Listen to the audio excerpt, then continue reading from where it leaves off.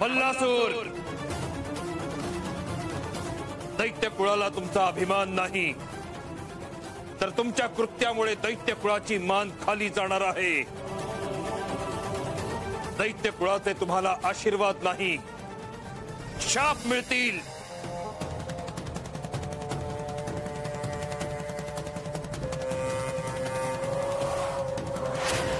कारण अहंकारामुळे तुम्ही खरोखरच आंधळे झाला आहात। आचार्य, तुम्हाला इतकी कशाची भीती वाटते आहे? मणीनं त्या घृतमारीचा पराजय केला। घृतमारी जिला शंकरानं निर्माण केलं, आणि अशा घृतमारीचा पराजय केल्यानंतर कोणत्या देवामध्ये आपल्याला आव्हान देण्याचं धाडस होईल? मूर्ख आहात तुम्ही। स्वतःच्या आनंदात इतके तल्लीन झाला आहात की आजूबाजूला काय घडतंय ह्याचे तुम्हाला भानही नाही। असं नेमकं काय घडलंय आचार्य? तुमचा वध करण्यासाठी श्री महादेवांनी मार्तंड भैरवाचा अवतार धारण केला आहे। पूर्ण एपिसोड पहा झी5 वर।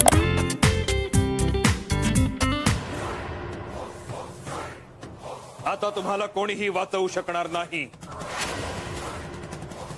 तुमच्या ह्या कृत्यामुळे सर्व दैत्य कुळाचा सर्वनाश होण्याची चिन्ह निर्माण झाली आहेत। मी केवळ तुम्हाला सावध करण्यासाठी आलो होतो।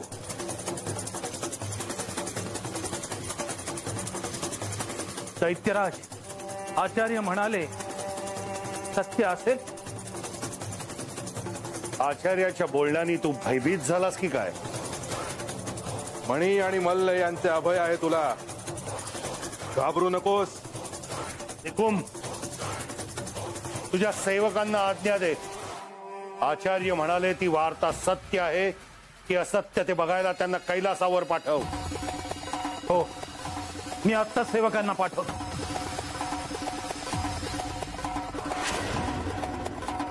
माझ्या समोर तातडीने उत्तमातल्या उत्तम गुप्तचराला बोलवून आणा।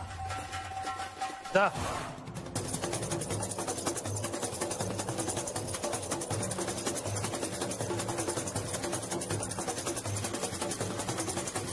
दैत्य गुरूंनी सांगितलेली वार्ता खरी असेल का? खरंच महादेवांनी दैत्यांविरुद्ध युद्धासाठी सर्व देवांना एकत्रित व्हायला सांगितले असेल? आजवर कधीही दैत्य कुळाला त्यांचे उचित स्थान मिळाले नाही। नेहमी त्यांना देवांच्या खालोखाल गणलं गेलं, त्यांना मान मिळाला नाही। सतत मानहानी झाली दैत्यांची। आणि आता जेव्हा आम्ही आमच्या बळावर दैत्यांचं साम्राज्य उभारलं आहे, तर देवांना ते सहन होत नाही। काहीतरी करायला हवं।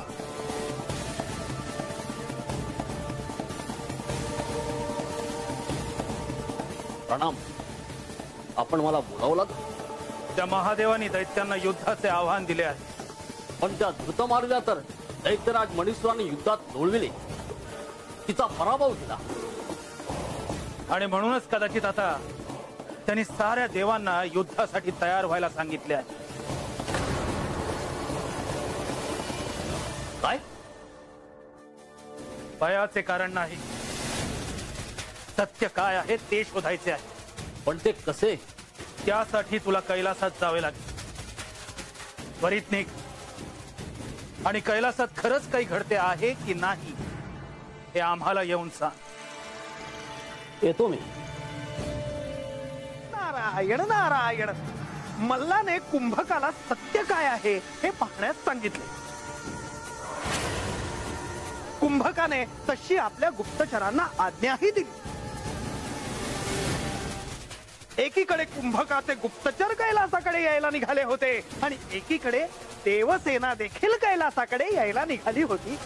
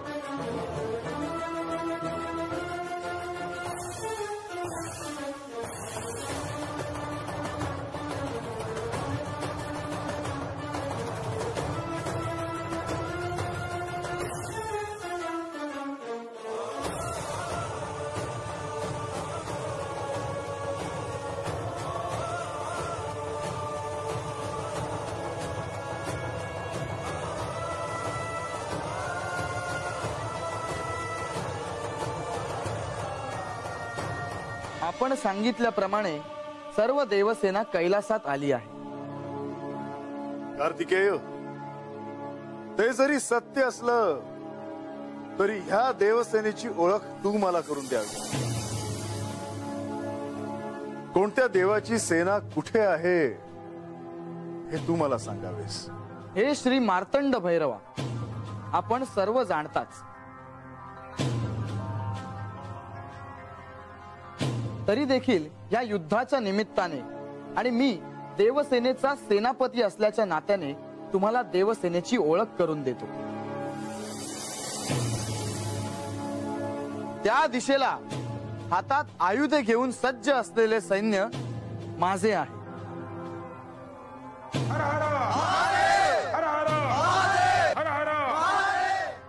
या युद्धाला देवसेनेचा सेनापती म्हणून मी सज्ज आहे प्रभो. शुभम भवतु.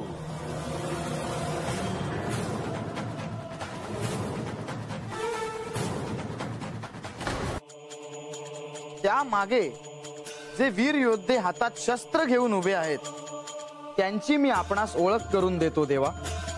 त्या ठिकाणी दिक्पाल आहे. ऐरावत ज्यांचे वाहन आहे, देवांचे जे राजे आहेत, अशा श्री देवेंद्रांचे ते सैन्य आहे.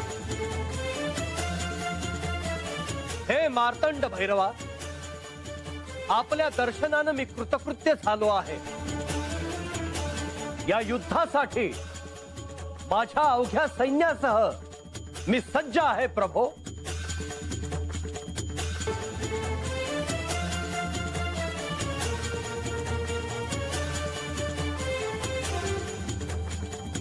शुभम भवतु.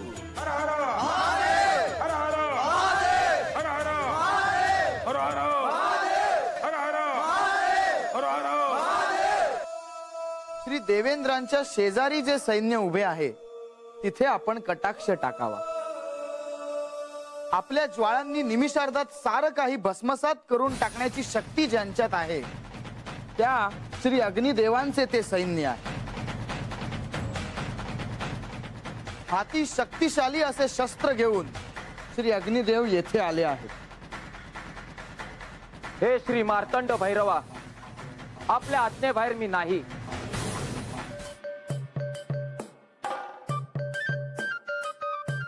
हे बानू, बस आता. अगं बस बस बस.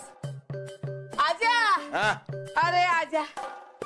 हे बानू, अगं डोळ्याचं पारणं फिटलं बघ. हा ये बाय.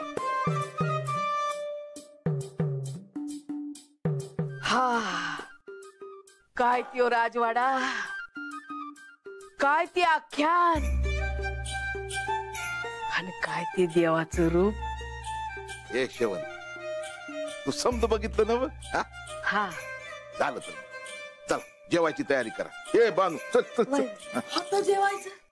अण्णा, असं जाऊ देणार आहे तुला मावशी? आय, हा, तुला कुठं चाललीस? अरे तू गावात जिथं राहतोस ना तत जायचं असेल तिला. तर काय मिळायचं नाही खाया. काय खायचं ते हितच खा. तुम्ही कुठं जेवता मग? असं चार चौघात नवऱ्याशी वर तोंड करून बोलते वय ग. बसा तुम्ही, मी स्वयंपाक करायला घेते. अगं बस ग, मला बोलायचंय तुझ्याशी. अगं ये शेवंती, अगं तिला तिचं काम करू दे की. अरे करू दे की. हा, हे बानू, मला एक सांग. देव आणि देवाची बायको गडावर आणि तू हित कशी?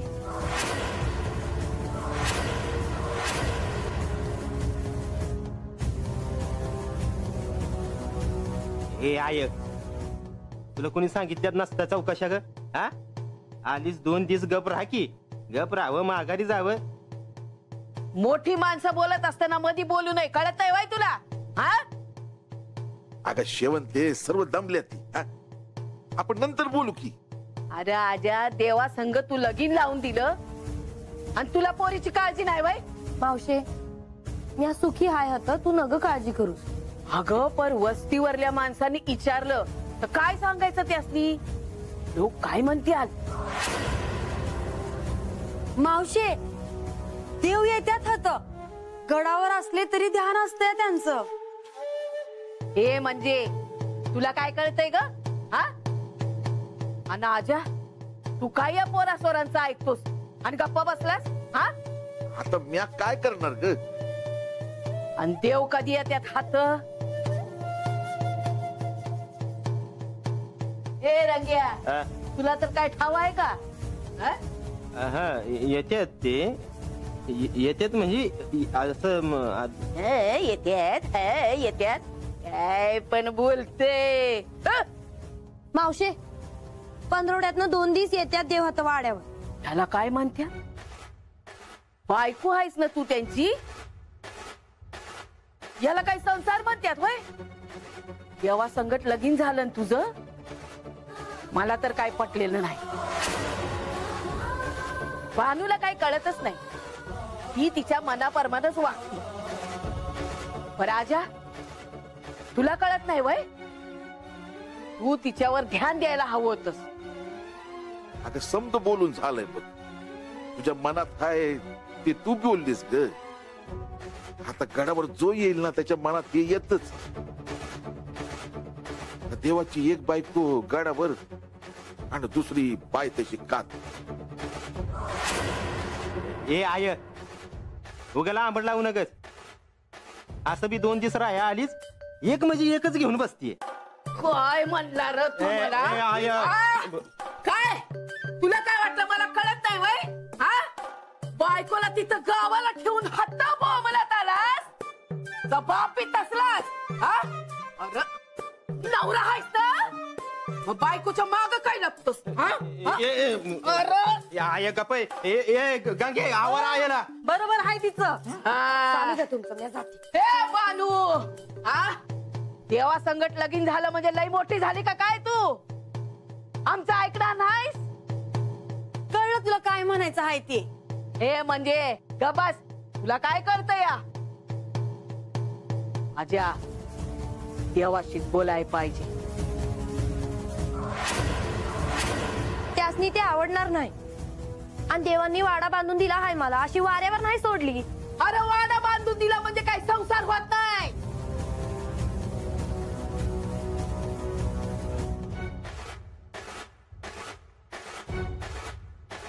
हे बानू, तुझी आय असती तरी बी हेच बोलली असती.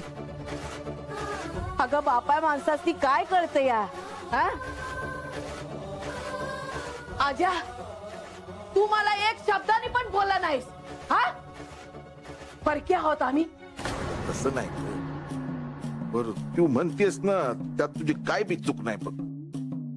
पण मला बी वाटत की बा म्हणून देवाशी बोलावं. बा आता तू बी कशाला उणीव नाही बघ, पण पोरीला सुख नाही माझ्या. आता गप बसा तुम्ही. मला धरणं ऐक्य आहे म्या. कुणी काळजी करू नका माझी आणि माझ्या संसाराची. आणि माझ्या देवाला कुणी बी बोललेलं मला खपायचं नाही.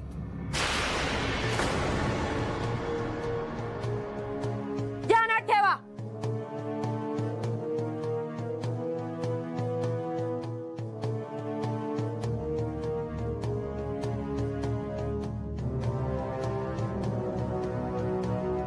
आजा, म्या सांगते ध्यानात ठेव. देवाशी तू बोल.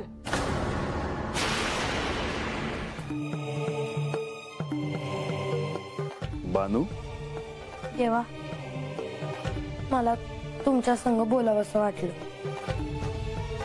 माणसाला आपल्या भूतकाळातलं काहीही समोर आलं तर आनंदच होईल. होय, तर मला नाही झाला आनंद. का? शेवंता तर तुझ्या वस्तीवरचीच आहे ना? होय, पर तिनं हात येऊन विच्छाद मांडला आहे निसता. का? काय झालं? बाच्या मनात नग नग ती भरवते. मला स्पष्ट सांगशील का? देवांसंग लगीन झालं तरी बी तू देवांपाशी राहत नाहीस. तुझी आणि त्यांची भेट पंधरवड्यातनं 2 दिवसच होती. हे चांगलं नाही. तेव्हा देवांसंग बोल बाला असं सांगते. अजामेळला माझ्याशी बोलायचं आहे का? नाही, मी नाही बोलू देणार त्याला. अजामेळच्या मनात कोणतीही शंका नकोय. त्याला जर असं वाटत असेल की मी त्याच्या कन्येची फसवणूक करतोय तर मला त्याच्याशी बोलावं लागेल. पण माझा बा तसा नाही. त्याला माझी काळजी आहे एवढंच. बानू, मी माझ्या राज्यातल्या प्रत्येकाच्या सुखाचा दुःखाचा विचार करतो. पण जर माझ्या पत्नीच्या वडिलांच्या मनात काही शंका असतील आणि जर केवळ मी ह्या राज्याचा राजा आहे म्हणून ते माझ्याशी बोलत नसतील तर मला अजमेरशी बोलावंच लागेल. मी अवघा विषय काढलाय. तुम्ही असं काय बी करू नका. पण बानू, शेवंता जे काही म्हणाली त्यावर तुला काय वाटतं हे मी तुला विचारलंच नाही. तिला काय ठाव तुम्ही माझ्यासाठी काय आहे ते. तीच काय कोणाला बी ठाव नाही का या बानूसाठी खंडेराय कोण आहेत ते. तू खरं बोलते आहेस, पण मी तुला अपेक्षित स्थान नाही देऊ शकलो. तुम्ही अंतःपुरात आला नाहीत. रात्र झाली आहे. होय, गडावरून रात्रीची जेजुरी पाहतो आहे. किती शांत झोपली आहे. सगळा दिवस सरला की इथे येऊन दूरवर पसरलेल्या राजधानीकडे पाहणं मला अतिशय आवडतं. मला वाटलं गडावरून बानूच्या वाड्याकडे पाहत आहात की काय.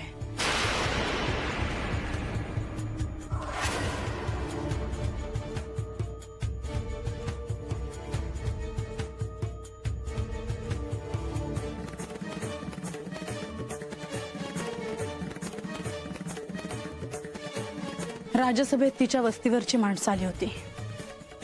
कुणाचीही अनुमती न घेता थेट सिंहासनापर्यंत पोहोचली ती. कसली शिस्त नाही की संस्कार.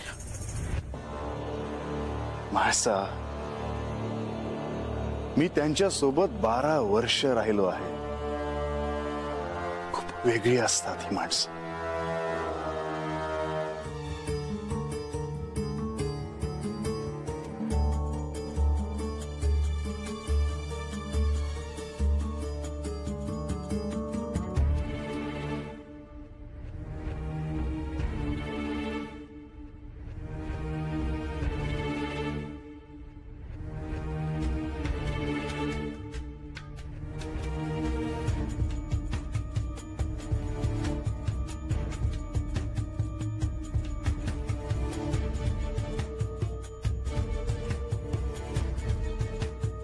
ओम एहि सूर्यदेव. ओम सूर्याय नमः. ओम आदित्याय नमः. अर्घ समर्पयामि.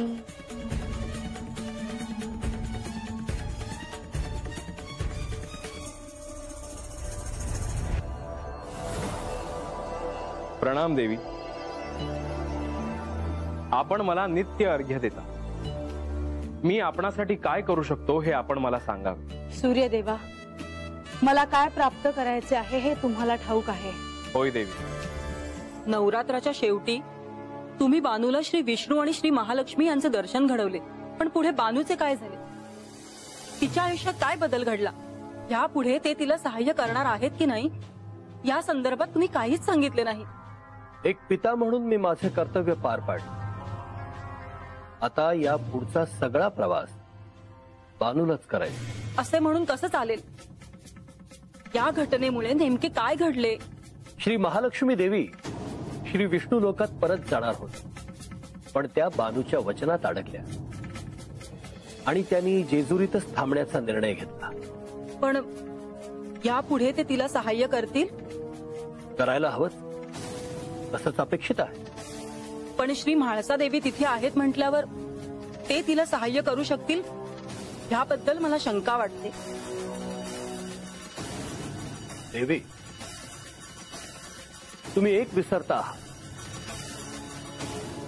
प्रत्यक्ष श्री विष्णू आहेत ते, आणि प्रत्यक्ष श्री खंडेराय तिथे आहेत. मी एक सुचवू का?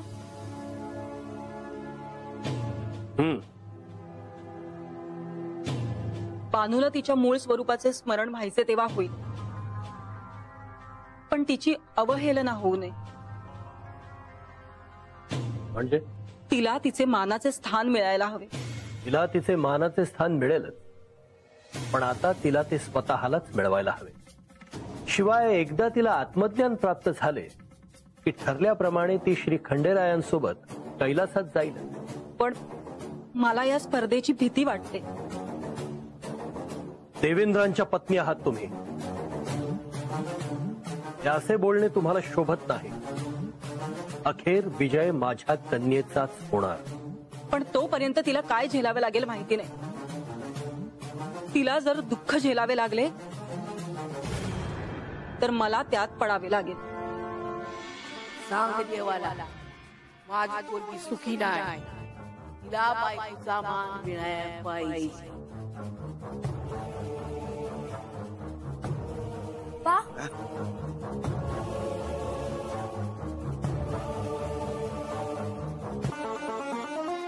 बा, तुझ्यासाठी दूध आणलं आहे, पिऊन घे.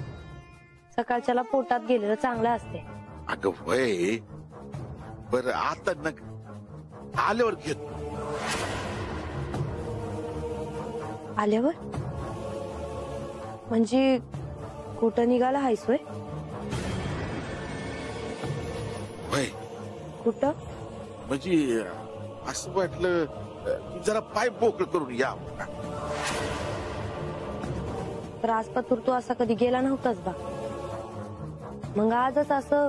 अगं म्हणजे आज असं वाटलं का जरा जाऊन या बा. तू माझ्यापासून काहीतरी लपवतो आहेस असं तर नाही ना रे? खरं सांगतोयस ना?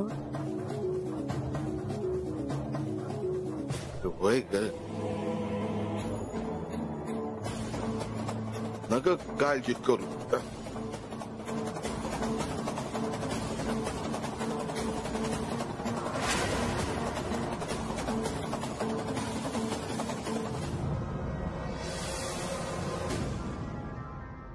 आजा, ए आजा, ए यार थांब. आजा, अरे थांब की. ए आजा, आता ए काय कुणीकडे चाललं? चाललोय जरा बाहेर. अरे थांब की. बाहेर म्हणजे कुणीकडे? अरे तुला नसत्या चौकशा? तसं नाही, काळजीत दिसलं म्हणून विचारलं का? अरे घोर आहेस माझ्या जीवाला. आता जातो मी. तुझ्या संग हात बोलत बसलो ना तर काम नाही व्हायचं माझं. काम? कुठलं काम? आता बसतो गप गुमान. बरं बानूला ठेवाय का तू बाहेर चाललायस? ती तिला हाय ठाव. मला तर काय खरं दिसेना. ए मी बी येतो तुझ्या संग. कशाला? उगा डोसक फिरू नका माझं. आजा हे बघा, तुला मी का आज ओळखत नाही. मी येणार म्हणजे येणारच.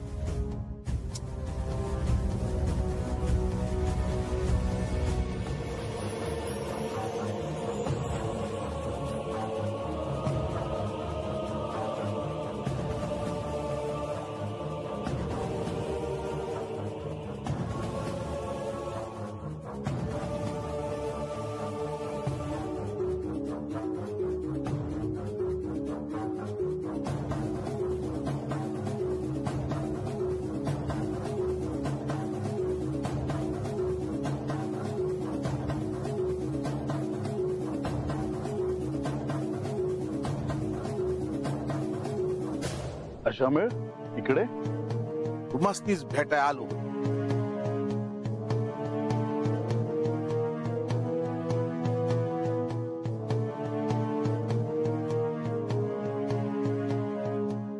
अशामेळ, तुला काही बोलायचे आहे का?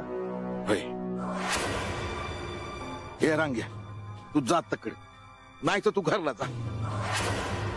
रंगा, अरे आईची काळजी घेतोस ना? वहिजी, त्यांना जेजुरी दाखव. त्या इथल्या अतिथी आहेत. होय होय. विचाराजी विचार. तू आता जे काही म्हणालास ते बाणाईने तुला सांगितलं का? अहो नाही, बानू काय बी म्हणत नाही. ती काय बोलत नाही म्हणून म्याच विषय काढला. लहान तोंडी मोठा घासा येऊ. तुम्ही पाहिजे ती शिक्षा करा मला, पण मला बोलणं हे भाग होत. अरे बाप आहेस तू बानूचा, तिला लाडा कोडाने वाढवलं आहेस, तेव्हा तुला तिच्याबद्दल काळजी वाटणं हे स्वाभाविक आहे. पुढे बोला जामेळ. बानूचं लगीन झालं आहे देवासनी, पर देवाची बायको म्हणून मान नाही मिळत बघा तिला.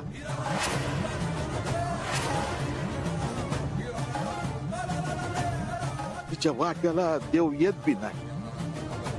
माझी बानू काही बोलत नाही, तर मी बघतोय ना, माझी बानू तिसरा तशी झुरत असते, स्वतःच्या मनात कुडत असते. अहो देव आहात तुम्ही हो. अहो तुमचं पाय जरी दिसलं ना तरी तिचा जीव असा भरून येतो. या हे काळजी वाटते बघा ती. देवा, अहो माया पोरीला संसार करायचा आहे तुमच्या संग, आणि त्यो तिला नाही करतायत बघा.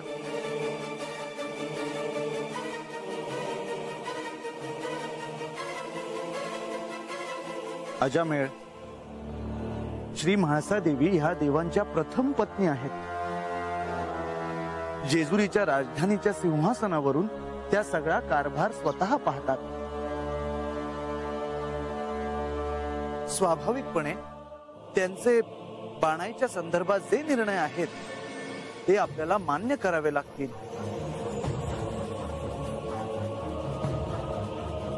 परंतु जेव्हा निर्णायक वेळ येते तेव्हा हस्तक्षेप करून श्री खंडेराय जो योग्य निर्णय आहे तोच घेतात. त्या व्यतिरिक्त बाणाई प्रती देवांचे जे दायित्व आहे ते पार पाडण्यासाठी ते काय करतायत याचं समर्थन त्यांनीच करणं अपेक्षित आहे का? अहो नाही नाही, अहो मी लहान माणूस आहे, देवानी मला उत्तर द्यावं असं कसं म्हणून द्या, पाप लागेल जी मला. अजामेळ, अरे तुला काय म्हणायचं ते मला कळत नाही का? पूर्ण एपिसोड पहा झी5 वर.